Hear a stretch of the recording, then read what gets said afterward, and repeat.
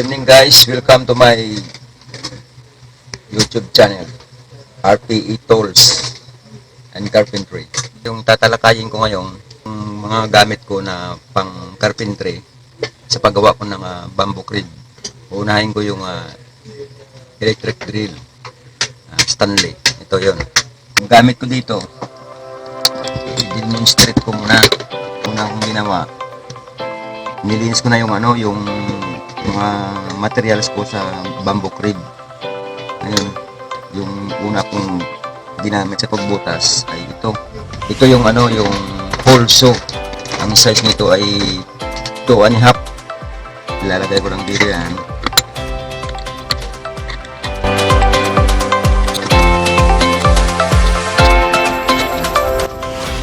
Yan. Yung binutas ko doon sa bamboo. Para sa maliit naman na pang baluster sa gilid ng sa dingding ng crib. Ito yung blade nya. Kakalasin ko na itong papalitan ko ng maliit.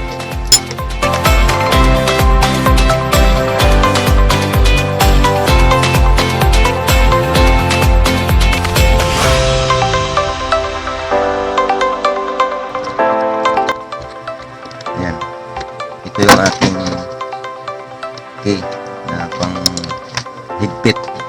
Ayan, saka ko na ngayon i-drill na ganyan. Ayan, tatanggalin ko na. Ito pa yun kasama ito pagka maliit na yung dulo, ito yung puno, ito yung sa dulo, medyo maliit kasi hindi pantay, hindi pareho yung sa ibaba sa itaas iba, mas maliit kaysa sa ibaba. Itong dalawang sa baluster, ito yung ginagamit ko, pinapalit-palit ko lang. Ito yung pang-release ko sa pang-release ko sa blade nito. Ito.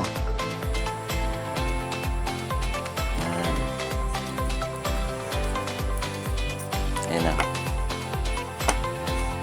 Para lang yan dyan. May sizes yan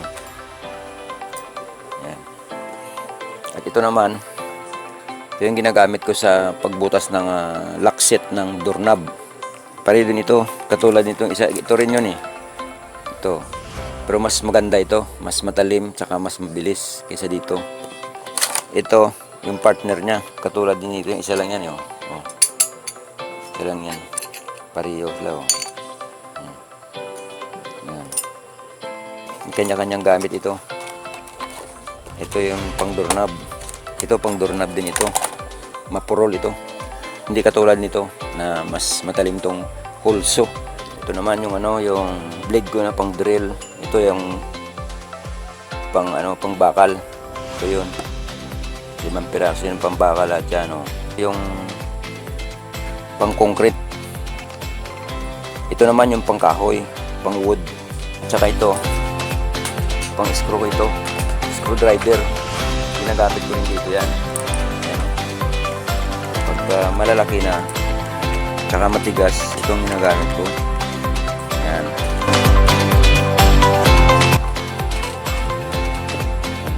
Yung sunod kong ipapakita sa inyo, ito ay grinder ko. Tulad nitong drill ko, Stanley din Stanley. Mga branded yan ito. Yung grinder ko, Stanley din. Yan. Maraming gamit nito pwede mong i-cutting sa stainless, cutting sa bakal, i-cutting mo sa tiles, mag-cutting ka sa wall, na concrete wall, pwede rin to. Ito yung gamit ko na pang-release. I-press ko lang ito para mag-lock ito. Para ma-release ko ito. Yan Yan. Ito gas-gas na ito luma na ito Ito yung ko. Ito yung mga panghasa ko. Yung panghasa ko, ito yun, marami ito. Pwede mong hasain ito yung itak, yung kutsilyo, kahit na basta panghasa ito. Marami yan. Kung sa naman, sa pag-cutting ng tiles, ito yung blade ko na ginagamit.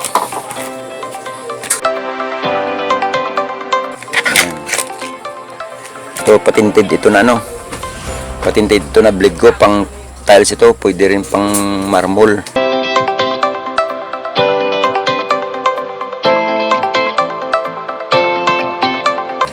Press ko ulit dito sa likod.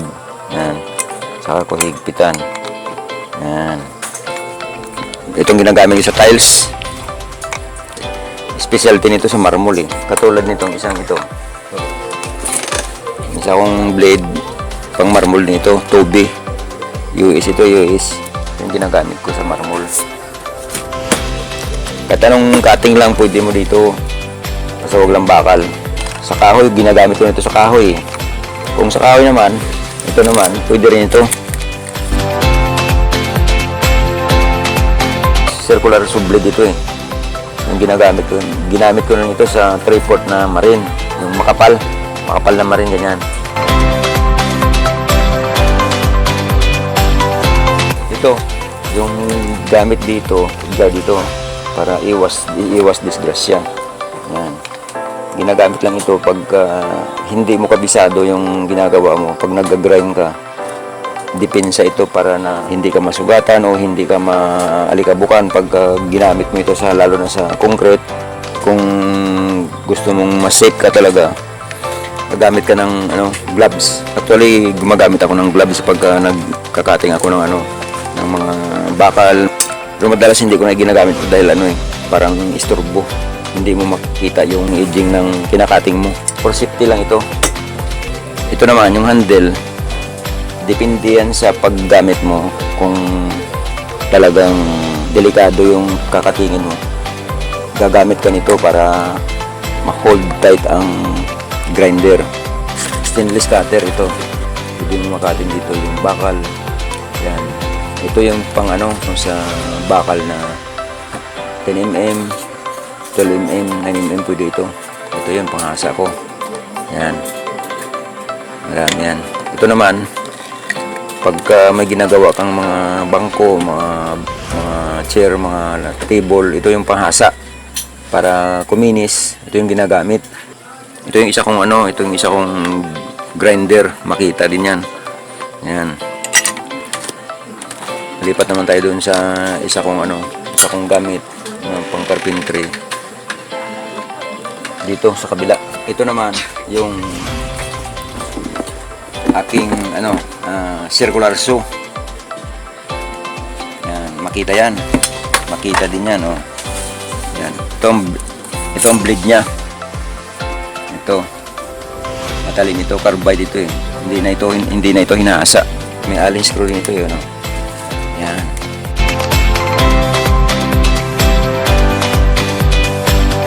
Ito yung sa ilalim. Yan.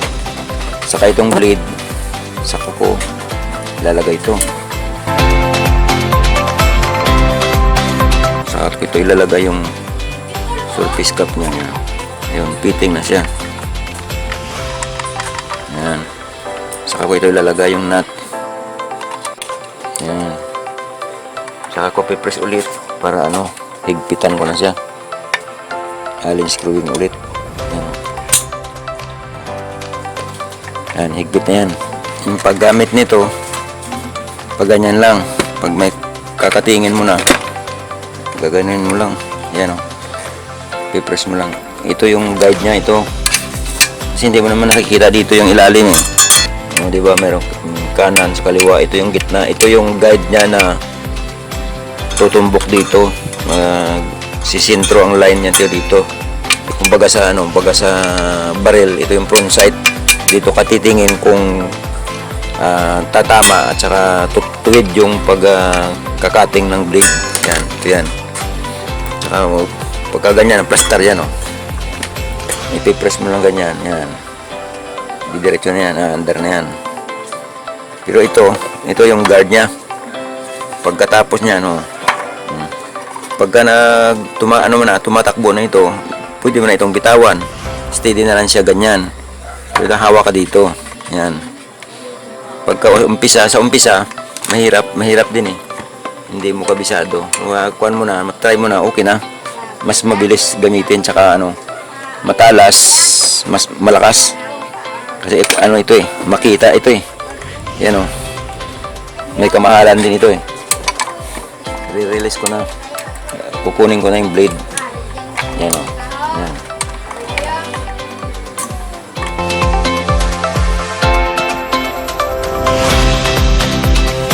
Babalik ko na yan ulit. Madali lang mag-assemble nito. Kasi pag nag-assemble ka ng isang tools, dapat tignan mo sa manual. Sa manual kasi diyan itinuturo kung paano ka mag-assemble, mag-dismantle. Kasi pag hindi mo kabisado yung isang tools, mahirap mag-assemble. Ito naman, yung guide niya. Pagka nailatag mo na yung tabla, dapat nasa flat surface siya. Hindi siya gumigiwang-giwang, dapat naka-flat siya. Lagyan mo ng clamp, likuran o kaya sa harap. Yung ginagawa ko, iniipit ko na lang ng pako, pinapakuan ko na lang. Dito na tayo sa sa isa kong tools na planer. Ang brand nito ay EAG. Ito ay branded din ito 750 watts ito, malakas ito, pang industrial use. Kaya binili ko pagka tumitingin ako ng ng mga tools, tinitingnan ko sa watts kung mahina, kasi pag mababa yung watts, mahina yun. Hindi pang heavy duty. Tulad nito, pang heavy duty ito, 750 watts ito. Ito yung gamit. Ito yung part nito. Ito ay adjustable control mo sa 0. Ibig sabihin, pag 0, walang nakalabas dyan na blade. Walang nakalabas dyan. Walang mostly dyan na blade. Flat siya. Pag nilagay ko na sa number 2, yan, lumalabas na konti. 05. Yan ang number na yan. 06, 08. Malaki na yung labas ng blade niya. Yan, makapal na yan. Karaniwang kami ginagamit dito yung number na 0.4. Yan, madalas yan. Saka dito sa 6. Depende sa surface ng tabla na pipinuhin mo. Yan, madalas dito sa 4. Yan, dyan ko nilalagay yan. Ito naman yung guide ko sa paggawa ng hamba ng pintuan. Ito yung adjuster nya. Yan, tigas.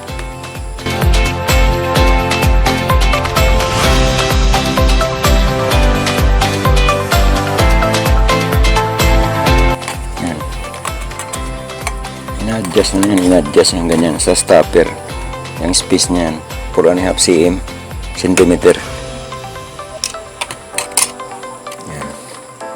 Pag nagpa-start ka, ito yun, ipipress mo muna dito sa gilid, ipipress mo muna kasi nakalock yan Yan. Ito yun naman yung guide nito, yung sapal, yung kinain ng planer. Ito yun, adjustable. Kung dito mo papupuntahin yung yung basura nya, dito yan. Kung dito din yung pag ganun. Yan. Simple lang, madali lang gamitin yan Ito ang madali na gamitin sa lahat, yung planer.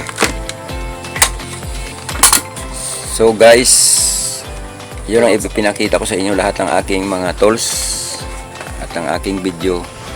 Huwag nyo sanang kalimutan mag-subscribe sa aking YouTube channel. Paki-like and share na lang. Sana abangan nyo ang aking susunod na mga videos. Marami pa kayong abangan. See you soon. Thank you.